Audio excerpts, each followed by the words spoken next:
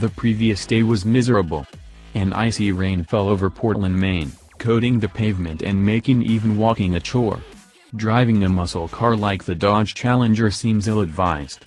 But this is exactly the weather Dodge hoped for, because we're here to test the new all-wheel drive 2017 Challenger GT. The morning of our test drive dawned sunny and cold.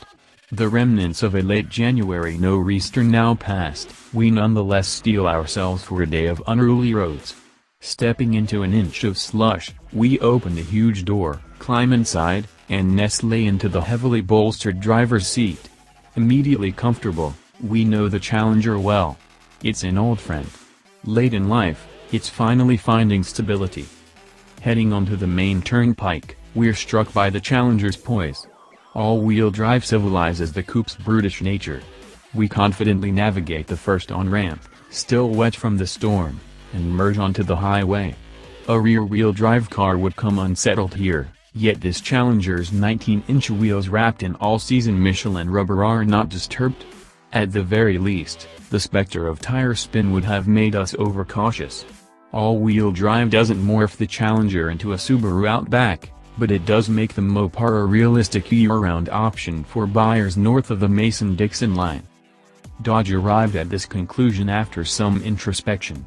The Challenger and its sibling the Charger sedan are usually cross-shopped with each other, and design is often the deciding factor.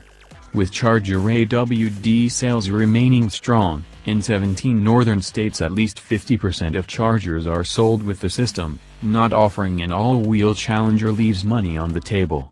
Ben Lyon, Challenger brand manager, says the common refrain was, "I would have bought a Challenger, or I would have bought a two-door muscle coupe, if it was available with all-wheel drive." Naturally, the Dodges share an AWD system, which has an active transfer case and the ability to disengage the front axle, making the Challenger a rear-wheel drive car in certain conditions to help save fuel. Ambient temperature, wheel slip, sport mode, passing situations, and the driver's behavior can trigger the all-wheel capability. Power can also be distributed to the front wheels exclusively if circumstances dictate, with 38% of the engine's torque available to go forward. With still slick roads and temperatures in the 30s, our Challenger GT remains all-wheel all the time. That's fine as we blithely blast through the small towns and past the snow-covered farmland of the Northeast.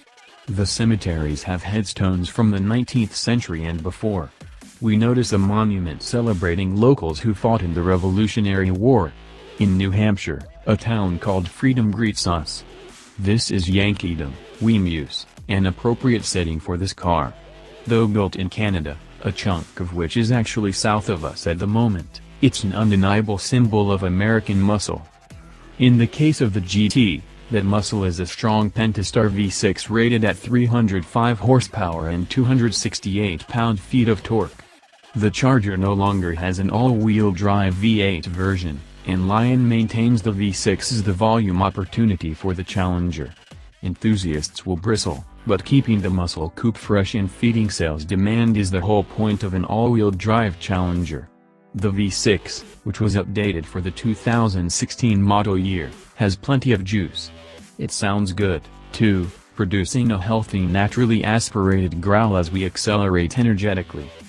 Hooked to FCA's Torque Flight 8-speed automatic, the Pentastar 6